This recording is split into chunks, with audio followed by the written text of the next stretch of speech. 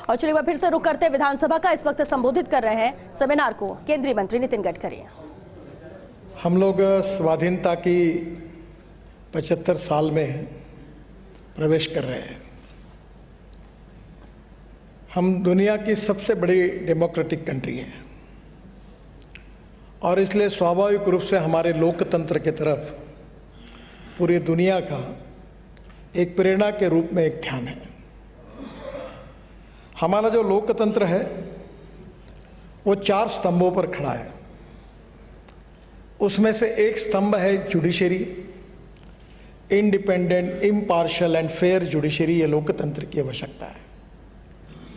दूसरी जो हमारी स्तंभ है वो है एग्जीक्यूटिव विंग, जो हमारी ब्यूरोक्रेटिक सिस्टम है, जो प्रशासन को चलाते हैं, वो हमारा दूसरा स्तंभ है। तीसरा स्तंभ जो है वो मीडिया है, जो freedom of speech and fundamental right की बात आदरणीय जोशी जी कर रहे थे, उसको अगर इस देश में कायम रखना है तो मीडिया का रोल बहुत इम्पोर्टेंट है, जो लोकतंत्र का तीसरा सबसे इम्पोर्टेंट एक महत्वपूर्ण पिलर है। और चौथा जो पिलर है वो है हमारा संसदीय लोकतंत्र।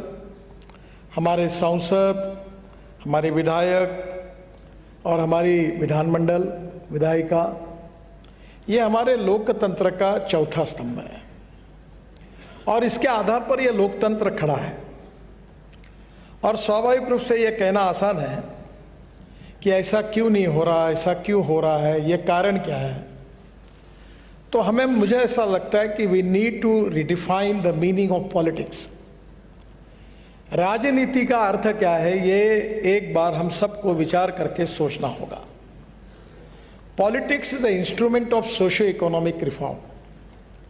राजनीति ये सामाजिक आर्थिक परिवर्तन का प्रभावी उपकरण है और इसलिए लोकतंत्र के माध्यम से समाज में जो सबसे आखिरी पायदान पर जो व्यक्ति खड़ा है उसके जीवन को सस्टेनेबल करना, सामाजिक आर्थिक परिवर्तन करना, उसी से समाज का और राष्ट्र का निर्माण करना, ये लोकतंत्र का मकसद है।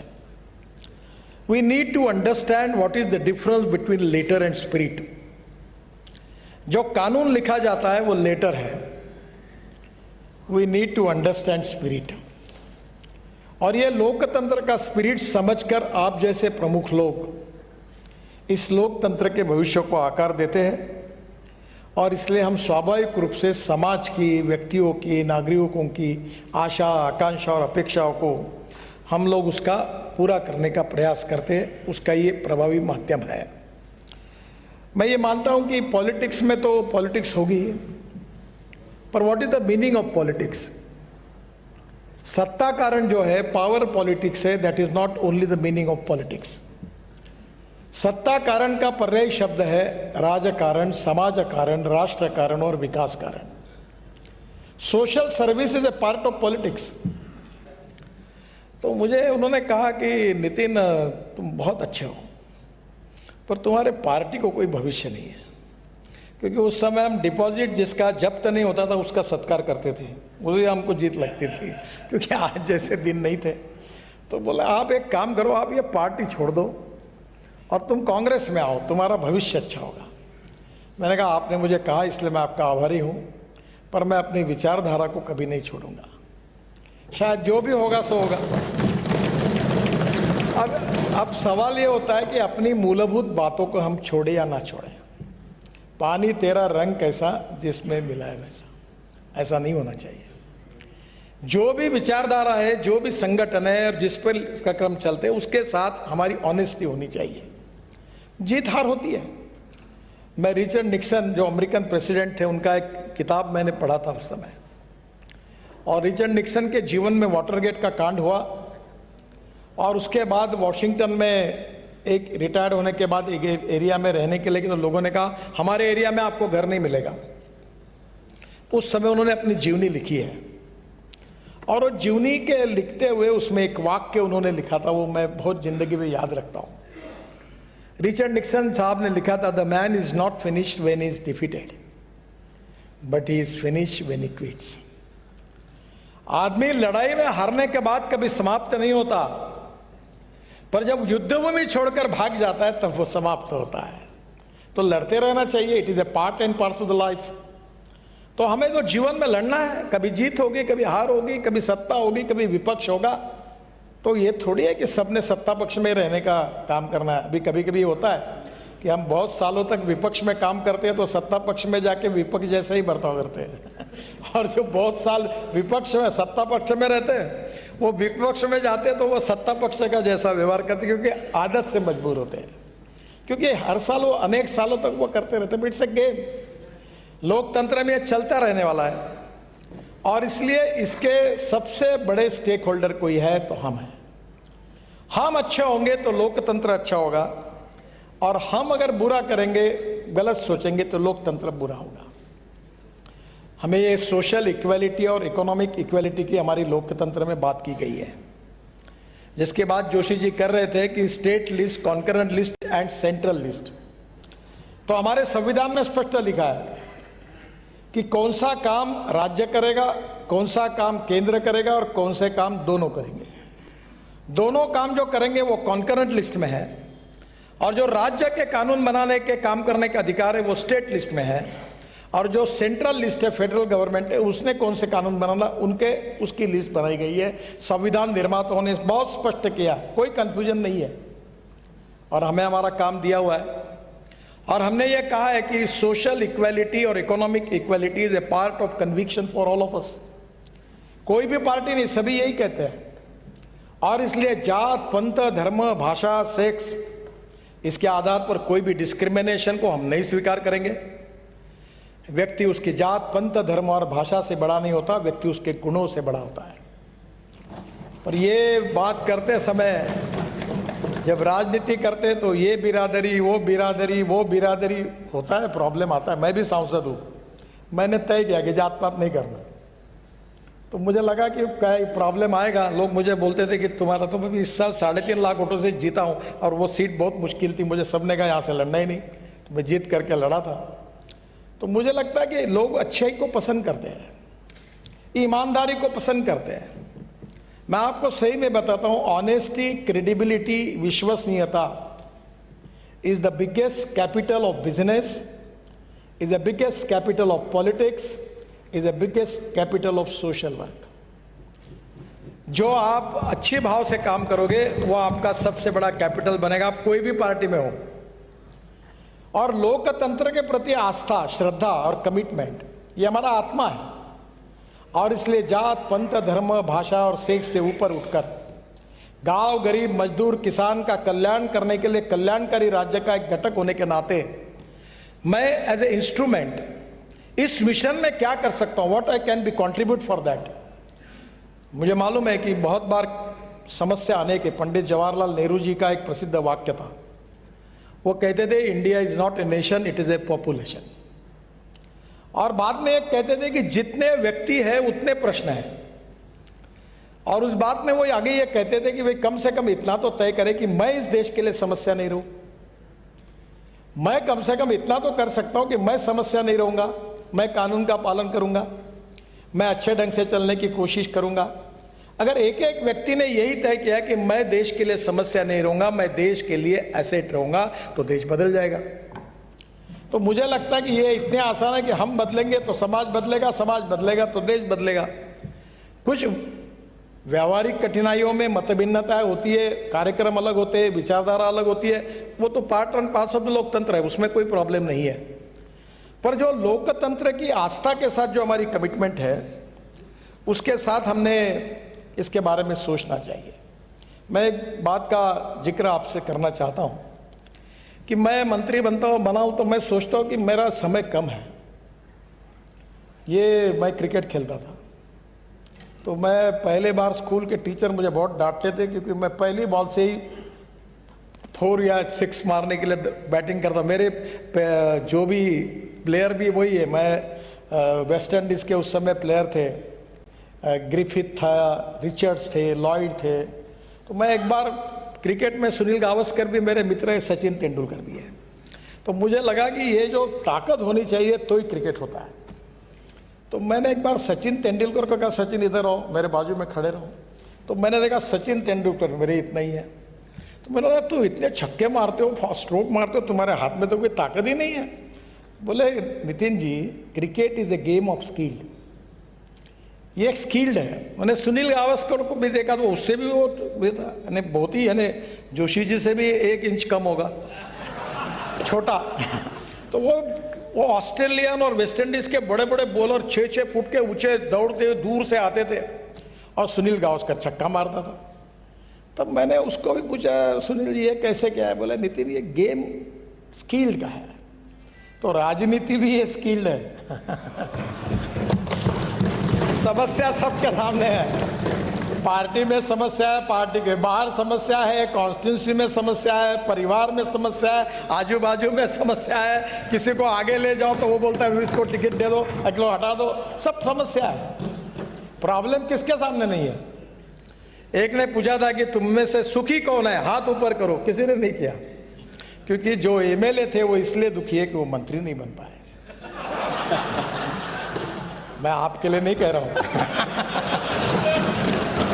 मंत्री इसलिए दुखी थे कि उनको अच्छा डिपार्टमेंट नहीं मिला। जिनको अच्छा डिपार्टमेंट नहीं मिला वो इसलिए दुखी थे कि वो मुख्यमंत्री नहीं बन पाए, और जो मुख्यमंत्री बन पाए वो इसलिए दुखी है कि कब रहेंगे और कब जाएंगे इसका भरोसा नहीं। वो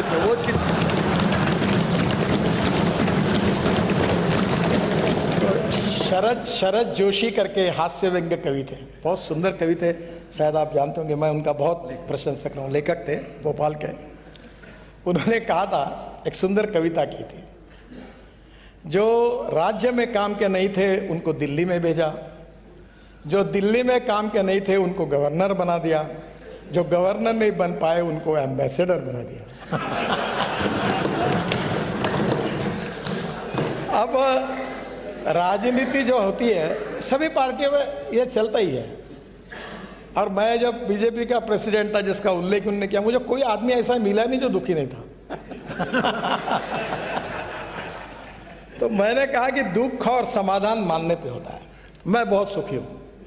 तो मुझे एक पत्रकार ने पूछा कि यार तुम रोज रात को, मैं खाने का शौकीन हूँ, कभी ये खाता हूँ, कभी मैं अभी आजकल खुद शेफ का काम सीखता हूँ, कभी अलग अलग मेरे शौक है, सोशल वर्क करता हूँ, काफ़ी मैं अपने हिसाब से काम करते रहता हूँ। तो बोले आप बहुत खुश हो, आपको कोई दुख नहीं है, कोई दर्द नहीं है। मतलब एक बात याद रखना, जो भविष्य की चिंता करता है वो दुखी होता है। जो मिला अपनी औकात और हैसियत से मुझे बहुत ज़्यादा मिला है, इसके ऊपर खुशी जताता है, वो समाधान पाता है। तो आप जिस पर है उसमें खुश रहो और वनडे क्रिकेट जैसे खेलते रहो। आओ क्रॉस बैट मारी तो भी चल जाएगा। कोई जरूरी नहीं है स्किल्ड यूज करते हुए। तो मेरा आपसे यही कहना है कि लाइफ इज ए बहुत संघर्ष है। लोकतंत्र में, पॉलिटिक्स में, it is a game of contradiction, compulsion, limitations सब है। पर इन समस्याओं पर मात करके यशस्वी लीडर होना, यही तो आपकी परीक्षा है। देखो, यशस्वी नेतृत्व, सक्सेसफुल लीडरशिप में क्या होता है।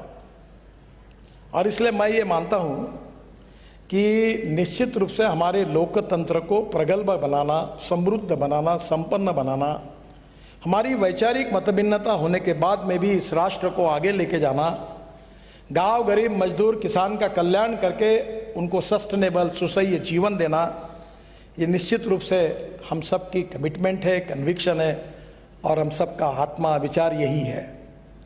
महात्मा गांधी जी ने कहा कि लोकतंत्र, मेरी धारणा यह है कि इसमें सबसे कमजोर व्यक्ति और सबसे शक्तिशाली व्यक्ति को समान अवसर मिले।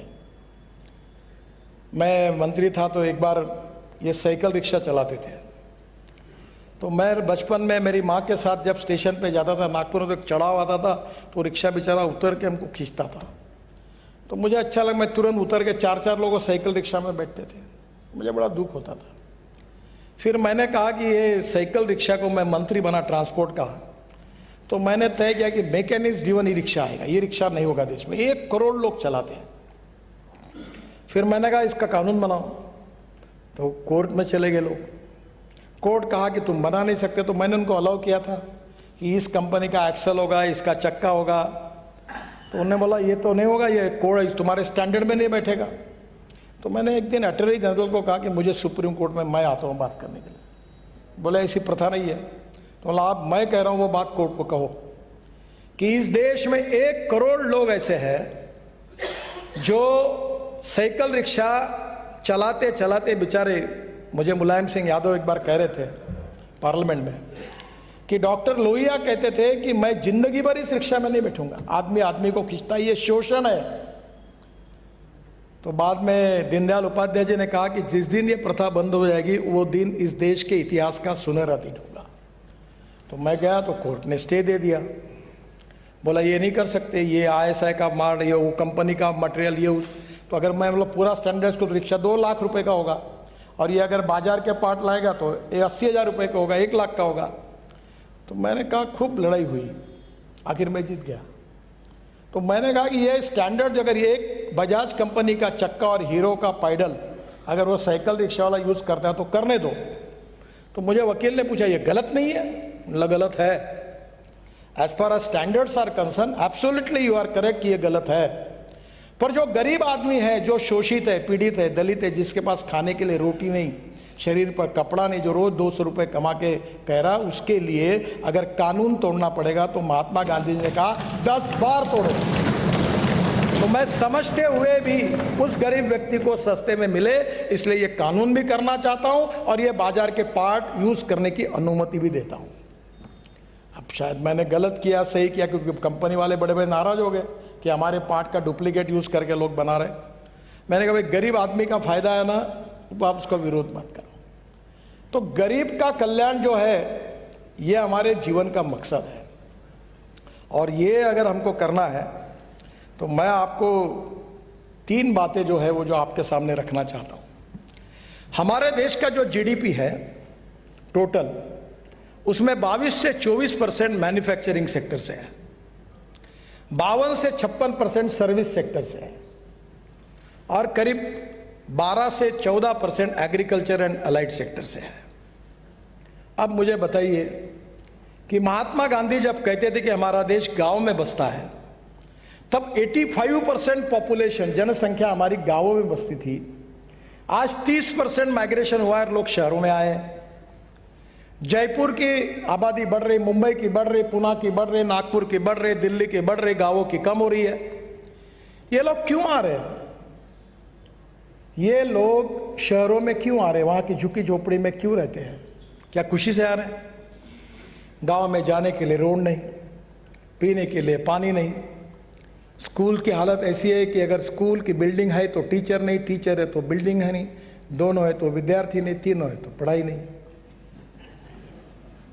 मैं कोई राज्य की बात नहीं कर रहा हूं, मैं देश की ओवरऑल बात कर रहा हूं।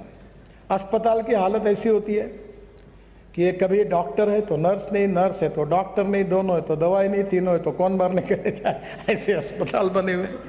कल मैं एक वेटरनरी हॉस्पिटल का उद्घाटन किया मैंने, तो मैं उनको देख रहा था। हमारे गांव में मैं खेती का देखता हूँ, खेती है हमारे यहाँ। तो हमारे जब भैंस गर्म हो जाती थी तो डॉक्टर गाँव में नहीं रहता था, डॉक्टर गांव में आता था तो भैंस गर्म नहीं होती थी। आखिर डेयरी पूरी बंद हो गई चले गए, क्योंकि इसका टाइमिंग है कभी नहीं मिला। तो गांव में गरीबी है, भूखमरी है, बेरोजगारी है और 115 एस्पिरेंट डिस्ट्रिक्ट्स है जो सोशली, इकोनॉमिकली, एजुकेशनली बैकवर्ड है। क्या हम वहां की इकोनॉमी को बदल सकते हैं? मैं विश्वास के साथ बताता हूं, बदल सकते हैं। और इस इकोनॉमी को बदलने के लिए सबसे बड़ा समस्या अगर कोई है तो आपको शायद राजस्थान की, महाराष्ट्र की, गुजरात की सबसे बड़ी समस्या कोई है तो पानी की समस्या है। पानी, देखो पानी की समस्या देश की नहीं है। पानी की समस्या राजस्थान, गुजरात, महाराष्ट्र, कर्नाटक, तमिलनाडु, आंध्र प्रदेश, तेलंगाना, उसके बाद में छत्तीसगढ़, उसके बाद में झारखंड, ओडिशा, इन राज्यों की समस्या ने। मैं वाटर रिसोर्सेज मंत्री था और मुझे याद है उस समय आपके सिंचाई मंत्री आते थे तो मैं सब मुख्यमंत्रियों को कहता था पहले कि दरवाज़ा बंद करो और तुम जब तक झगड़ा नहीं मिटाते तब तक मैं दरवाज़ा खोलता नहीं, तुमको अभी निर्णय करना ही पड़ेगा। ये क्या, क्यों झगड़ा कर रहे हो? उस समय 13 झगड़े 1970 से पड़े थे, मैंने करीब 11 झगड़े मिटा दिए। राजस्थान को पानी नहीं मिलता था यमुना का, उधर उत्तराखंड, दिल्ली, हिमाचल, वहाँ का पानी यहाँ तक आने तक उन्हीं के झगड़े होते थे, काफ़ी करीब निपट गए। मुझे आश्चर्य लगा, पंजाब और हरियाणा में विवाद था। भारत जब स्वतंत्र हुआ तो 3 नदियां भारत को मिली, 3 पाकिस्तान को मिली, और आज भी हमारे अधिकार के जो पानी है 3 नदियों में, वो हम पाकिस्तान में जा रहा है, वो हम उठा नहीं पा रहे। पर हमारे राज्यों में, पंजाब और हरियाणा में पानी के लिए झगड़ा है। झगड़ा ये नहीं हो रहा है कि भाई हमारा पानी उधर का जा रहा है, अधिकार का, वो लाओ और हमको सिंचाई बढ़ाओ। मुझे याद नहीं, अभी मैं भूल गया हूं, पर आपका राजस्थान में वो कैनाल आता है, शायद इंदिरा कैनाल आता है, हाँ, तो उसको केवल लाइनिंग करना था। उस समय मैंने 2,500 करोड़ उसको मंजूर किए थे, वो कितना हुआ मुझे मालूम नहीं, पर वो पूरा होने के बाद राजस्थान के 8 जिलों को पानी मिलता था। केवल जो पानी जो जमीन में जाता था, वो केवल लाइनिंग करने से 8 जिलों को पानी मिलता था।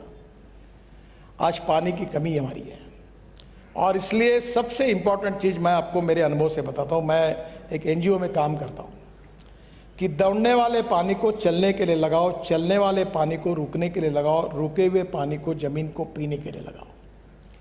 गांव का पानी गांव में, खेत का पानी खेत में, घर का पानी घर में। और ये वाटर कंजर्वेशन का काम बहुत ही आसान है। आपने अगर आपके यहाँ जितना बरसात आती पानी वहीं के भी अगर कर दिया, तो शायद आप में से कुछ विज्ञान के शायद पदवीधर होंगे। एक जियोलॉजी करके सब्जेक्ट है, जियोलॉजी, जियोफॉर्मोलॉजी, मिनरोलॉजी और क्रिस्टोग्राफी। तो जो रॉक, तो राजस्थान में आप तो माहिर हैं, आपके यहाँ रॉक ही रॉक है। यह रॉक के बारे में एक साइंटिफिक डेफिनेशन है, Mohs scale of hardness. Talc, gypsum, calcite, apatite, orthoclase, quartz, corundum, diamond. तो diamond is suppose to be the hardest material. तो हम जमीन में कुछ रॉक ऐसे कि जो पानी पीते हैं, कुछ नहीं पीते हैं। तो हमने एक छोटा सा काम किया, NHI के रोड बना रहा है, और मैं आपसे हाथ जोड़ के अनुरोध करता हूं कि मैं फुकट में करने के लिए तैयार हूं, आप इसको जरूर करिए। मैंने महाराष्ट्र में हमने कर दिया, हजारों लाखों गांवों को पानी मिल गया, लोगों को पानी मिल गया, सिंचाई बढ़ गई। तो हम जब रोड का काम करते हैं तो नदी नालों का खोलीकरण और रुंदीकरण करते हैं, और जब तक पानी पीने वाला स्टार्टा नहीं लगता रॉक में, तुम नीचे जाते हैं।